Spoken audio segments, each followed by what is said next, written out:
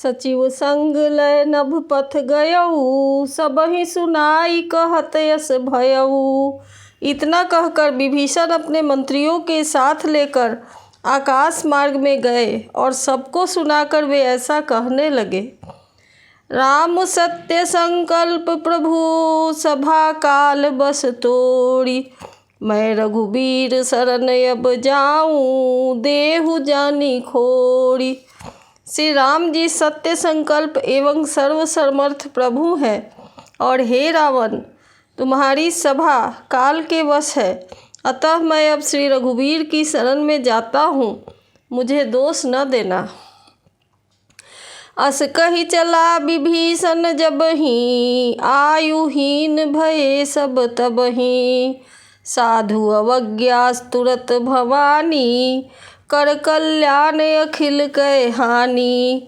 ऐसा कहकर विभीषण जी ज्यों ही चले त्यों ही सब राक्षस आयुहीन हो गए, उनकी मृत्यु निश्चित हो गई।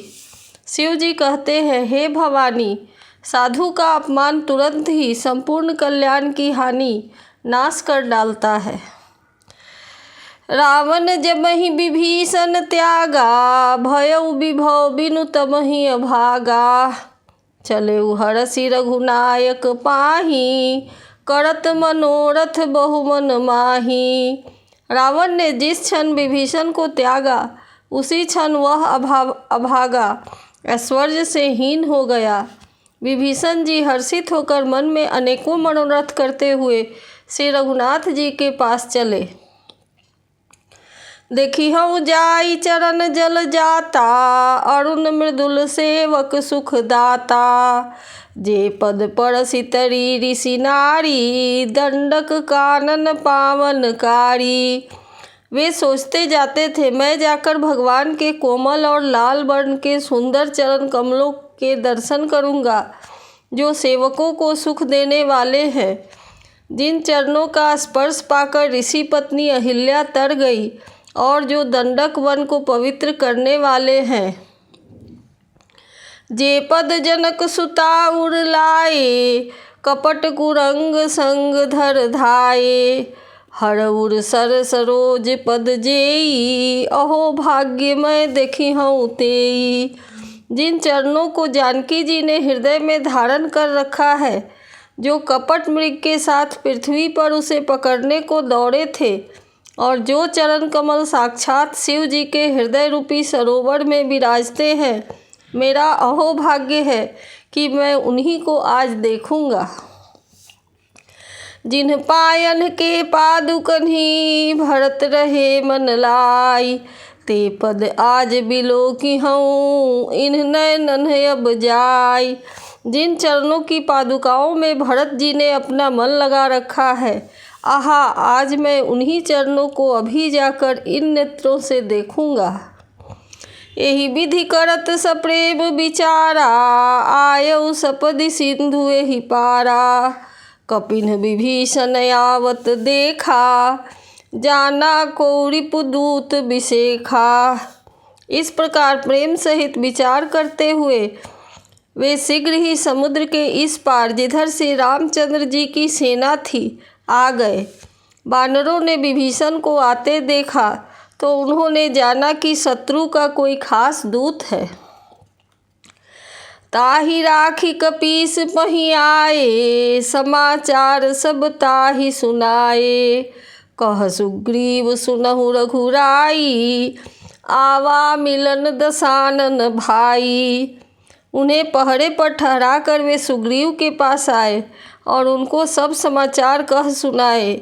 सुग्रीव ने श्री राम जी के पास जाकर कहा, हे रघुनाथ जी सुनिए, रावण का भाई आपसे मिलने आया है। कह प्रभु सखा बूझिए काहा, कहई कपीस सुनहु नर नाहा। जानी न जाई निशाचर माया, काम रूप के ही कारण आया। प्रभु श्री राम जी ने कहा, हे मित्र, तुम क्या समझते हो, तुम्हारी क्या राय है।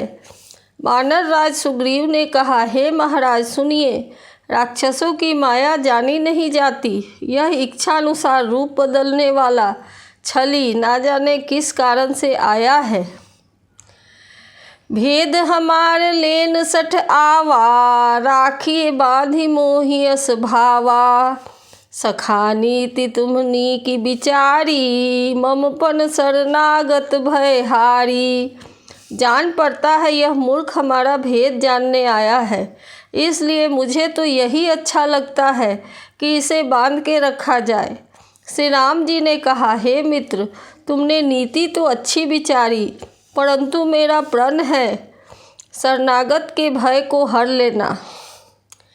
सुनि प्रभु बचन हरस हनुमाना, शरणागत बत्सल भगवाना। प्रभु के वचन सुनकर हनुमान जी हर्षित हुए। वे मन ही मन कहने लगे कि भगवान कैसे शरणागत वत्सल शरण में आए हुए पर पिता की भांति प्रेम करने वाले हैं। शरणागत कहूँ जे तजहि, निज अनहित अनुमानी। ते नर पावर पापमय, तिन्हि बिलोकत हानि।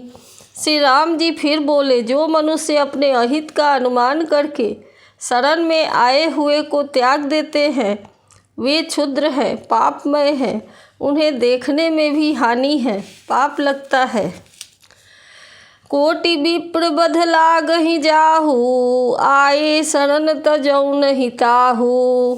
सन्मुख होई जीव मोहि जबहि, जन्म कोटि अघनासहि तबहि। जिसे करोड़ों ब्राह्मणों की हत्या लगी हो, शरण में आने पर मैं उसे भी नहीं त्यागता। जीव ज्यों ही मेरे सन्मुख होता है, त्यों ही उसके करोड़ों जन्मों के पाप नष्ट हो जाते हैं। पापवंत कर सहज सुभाऊ, भजन मोड़ तेहि भाव न काऊ।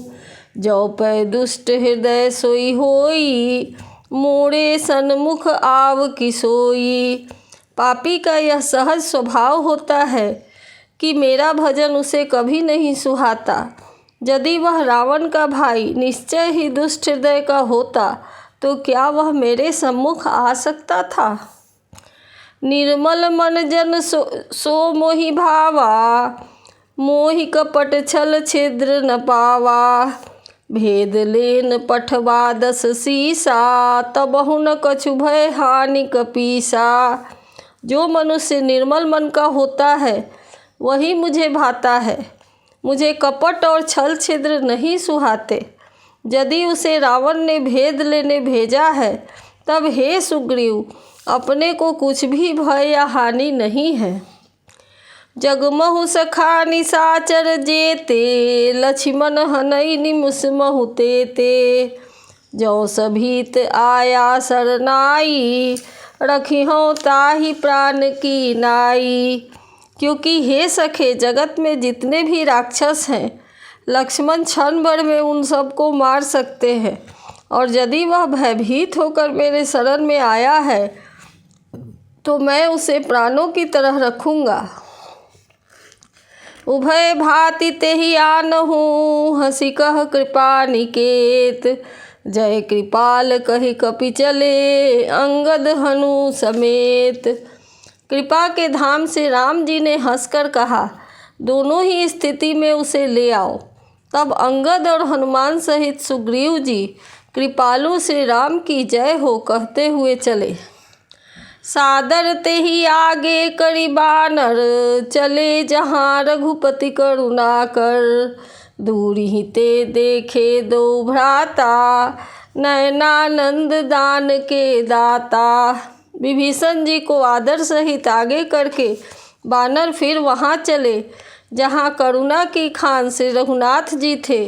नेत्रों को आनंद का दान देने वाले अत्यंत सुखद दोनों भाइयों को विभीषण ने दूर से ही देखा। बहुरी राम छवि धाम बिलोकी, रहे उठक की एक टक पल रोकी। भुज प्रलंब कंजारुन लोचन, श्यामल गात प्रणत भय मोचन।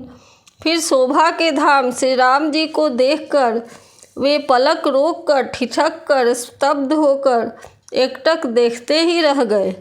भगवान की विशाल भुजाएं हैं, लाल कमल के समान नेत्र हैं और शरणागत के भय का नाश करने वाला सांवला शरीर है। सिंध कंध आयत उर सोहा, आनन यमित मदन मन मोहा। नयन नीर पुलकित अति गाता, मन धरि धीर कही मृदु बाता। सिंह के से कंधे हैं, विशाल चौड़ी छाती अत्यंत शोभा दे रहा है। असंख्य कामदेवों के मन को मोहित करने वाला मुख है। भगवान के स्वरूप को देखकर विभीषण जी के नेत्रों में जल भर आया और शरीर अत्यंत पुलकित हो गया। फिर मन में धीरज धरकर उन्होंने कोमल वचन कहे। नाथ दशानन कर मैं भ्राता, निशिचर वंश जन्म सुर त्राता। सहज पाप प्रिय तामस देहा, जथा उलूक हितम पर नेहा। हे नाथ, मैं दसमुख रावण का भाई हूँ। हे देवताओं के रक्षक, मेरा जन्म राक्षस कुल में हुआ है। मेरा तामसी शरीर है। स्वभाव से ही मुझे पाप प्रिय है। जैसे उल्लू को अंधकार पर सहज स्नेह होता है। श्रवण सुजस सुनि आयऊ, प्रभु भंजन भव भीर। त्राहि त्राहि आरती हरन, शरण सुखद रघुबीर। मैं कानों से आपका सुयश सुनकर आया हूँ कि प्रभु जन्म मरण के भय का नाश करने वाले हैं। हे दुखियों के दुख दूर करने वाले और शरणागत को सुख देने वाले श्री रघुबीर, मेरी रक्षा कीजिए, रक्षा कीजिए।